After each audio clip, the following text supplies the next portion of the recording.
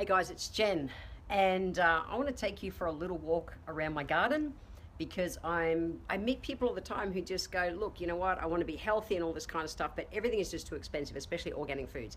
And I got to tell you, it is actually stupidly cheap to be able to buy, just to grow your own basics, so that you can, and then throw the other bits and pieces around it. So I'm just going to go for a little walk in my garden. So first I'm going to put on my ever attractive, fake pink Crocs.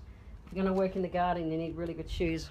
Why do I need those? Because I stood on hairy caterpillars three times this summer in the last month, and paid for it with burning itchy feet for days or a week afterwards. So anyway, I'm going to go out to this garden first. I'm just going to go out because I know I put the photos on Facebook really recently. I'm in my front yard, and the reason I'm doing this to my front yard is that so many people, they've got this thing called grass. See, it's just grass.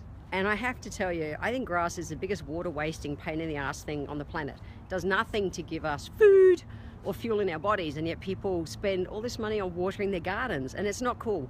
So I've done it in a previous house, and I'm gradually just doing it to this house too, and that's that I'm getting rid of all the grass and replacing it with food or fragrance. So if you can't eat it and it doesn't smell amazing, it's gone. It's that simple. So replacing the garden with edible flowers and all those kind of things too. But I created just this really simple garden the other day. Well, 2 weeks ago now. Just kind of, and it's so simple. So this was, it's going up to my front door, but the before of this was these great big, I call them nanopines, like conifer kind of things. And it was all green and all that kind of stuff. But again, it's taking water off this planet and it's not giving us anything back in return. It looks pretty, so what? It's not giving us anything we can actually eat. And so I've just done such a basic thing. And for the last couple of years, I'd had my citrus trees in pots, and I'm getting fruit off them. And in fact, I'm going to introduce you to my Tahitian lime. Look at this simple little one. And why I'm showing is because it's just really a bit of fun. This is my Tahitian lime. So I had a full crop off these. It's only a tiny little tree. So I just transplanted it 2 weeks ago. But look at this. When I was watering it this morning, I thought, oh, I've even got more little baby ones coming on. I hope you can see that. So I've got the Tahitian lime, kaffir lime, and these all look short because I've just transplanted them all. But by next summer, I'm going to have a full crop of fruit again. I went on this year about the finger limes. And this is my little finger lime tree, and it has the nastiest spikes on the planet.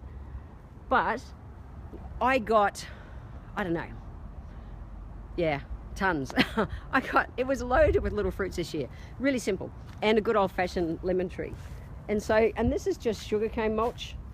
And the reason I've got that is it's really simple. It's just, it breaks down fast. So this is a garden that's been, had crappy, useless, what I call useless conifer trees and things like that looked pretty but did nothing to give us food for years. So I've pulled all them out. But I've also done things like, when you buy a pineapple, don't buy a pineapple without the top.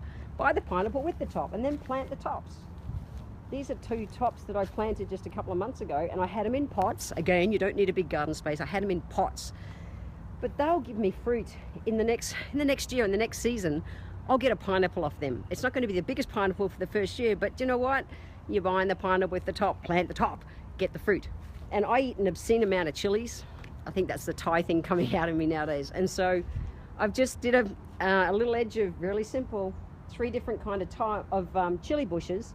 And again, they're covered in little flowers and baby fruits already. I'm going to be eating chilies off these in 2 weeks. 2 weeks, guys. And not only that, when I get so many of them, I then go and pickle them, and I've got chilies for when they're out of season. So the reason I've picked those plants for this garden is because I live across the road from the bush, and I have kangaroos in my garden most days. And I had to pick things to plant at the moment until I put up a fence. And I'm still deciding on that kind of style, but that plants that the kangaroos won't eat. But I still want to be able to grow things that the kangaroos will eat. So no excuses, I can just make that happen. And that's just a couple of rosemary bushes because I eat a lot of rosemary too. So I'm going to take you through, this is just like, for my North American friends, we have these things called clotheslines. We don't, cracks me up that you guys dry everything in your clothes in a dryer. We use a clothesline. Anyway, so my clothesline is just in there, but before I get in there, so this is a little fenced area, really simple, this is nothing, but it keeps me safe, not safe, keeps me being able to have my gardens and have the kangaroos not go eating anything. But I've also got 2 compost bins. So, you know, just basic food scraps and that. I don't waste anything in my life nowadays. It's so simple and easy to be able to compost, and I love it. The other thing I've got is my worm farm, and I've had this for, it just sits here in a bit of the shade. I've had my worm, I don't know if you've had a worm farm or if you haven't had a worm farm, but I think worms are the coolest thing on the planet, like really. So this is my worm farm. This is what it looks like. Ta-da. I've had this one for maybe about 5 years, and it's all different layers. I don't know if they're feeding or eating. So you actually put wet newspaper, and that protects them, and it's called their blanket. But we'll see if there's anyone having a feed at the moment, or if they're resting. Whoa, look at that. So what I do, so I just started with, you go and buy, like, you know, a kilo of worms. I like being nice and gentle. These are my pets. And I've just thrown in some old avocado skins and bits and pieces like that. And they just, I hope you can see that, worms. So these guys then go and, they go and eat any scraps I've got. So stuff that I want to actually grow worms, because I'm growing worm poo. So my worm poo, this is a little bucket down here. So the worms, they eat and pee, and that little bit of liquid I get out of a day, I can dilute that down, dilute that down, and then that's my fertilizer. So nothing's wasted. And it's so simple to set up. And if you've got kids, teach your kids this stuff now. It's so damn easy. A simple little worm farm maybe, or at least a compost bin. And then, so like me, I've got a whole great big yard that I'm gradually just transferring over to gardens, to food gardens. But I've got to put up some kind of fence to keep the kangaroos out. I know it's an Australian problem, but it's real. We do have kangaroos in the garden. But in the meantime, there's no excuse why I still can't grow my veggies. And I just planted out again 2 weeks ago, just got some pots, and I wanted to show you what's already rocking. So simple. Imagine you grew just your basic green veggies and tomatoes. That's all, something like that. So I've got corianders going right off. Might just make a big batch of guacamole this weekend. Tomatoes. And I just companion plant. So these, I don't know anything about gardening. I've just played with it for years because I like it. But these are marigolds. So I put marigolds around because that helps keep the bugs off. The other way you can naturally keep the bugs off is I make a garlic spray. So I chop up some bits of garlic and some water, spray that on the leaves, and that keeps the bugs off all the green veggies, the leafy greens. So good old basil. This plant has got to be 4 or 5 years old. That's what's really cool. And I just keep, you know, I chop it back, I harvest it, and it comes back, and look after it with my worm poo fertilizer, and it all just grows so well. And companion planted so that it's all right. This is kale. This is like 2 weeks old, and I'm already eating baby kale leaves. Don't go paying so much money for the stuff in the shops when you can do this stuff so easy. This one I wanted to show you, which is very exciting. This is my baby avocado tree. I've grown these from seed before, and this actually, I put my seeds in my worm farm, and this started to grow in my worm farm. So you can't see I've got it buried, but that is a baby avocado tree. So I'll grow it in a pot, and when it gets a little bit bigger, and look, yeah, is it going to take a couple of years to get fruit off it? Yes. So what? Like, so what? Plant food for the future. That's it.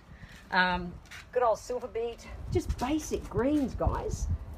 I'm already able to eat, you know, yummy silver beet lettuce, silver beets and kale leaves already, and chilies and rosemary and all the bits. And I just wanted to show that and just say to you guys, stop saying it's so expensive and it's too hard to eat good food. If you grow your basics at home by yourself, even if you've got pots on the veranda. Shanti wants to say hi. There's Shanti. You say hi? No, you're not allowed out. You know that. Say hi. Oh, row, row. Just take my attractive little pink Crocs off. I know you're all jealous of those, that you'd really want them. But the thing is, guys, just because you're in whether it's a unit or a house where you haven't got a big garden, or you don't want to go and spend the money, you know, creating all these big gardens and lavish things and that, a few pots, you can still grow your greens and your hey, Shanti, one moment. Your greens and your tomatoes and all those kind of things, really simply. Even out here, I put my peppermint, you know, one little sprig of peppermint has just gone nuts. Might make a few mojitos with that. Look at that. So I just wanted to share that with you today. It's an excuse. You think it's expensive and it's too hard to eat healthy. It's actually not. There are such simple basics that you can do and fit it in around, no matter the size of your house or whatever, like I said, a couple of pot plants, and be able to get those basics going. Organic, good, healthy, fresh food. So that was it. Just wanted to share that, a bit of a wander around my garden, because, and I'll show you in, like 3 or 4 weeks time, when everything really has grown its nuts off. And that's it. It's time, guys. Stop wasting, in my opinion anyway, wasting water and the money it costs for water nowadays on grass that does nothing to feed us. Looks pretty, it's a huge water waster, and at the end of the day we actually need to be spending that water on foods that's going to feed us. So that's all I wanted to share. That's my little on my soapbox for today. Yeah, go and have an awesome day, and think about what you're eating, and think about how you're buying your shopping and things like that. That's all. See ya.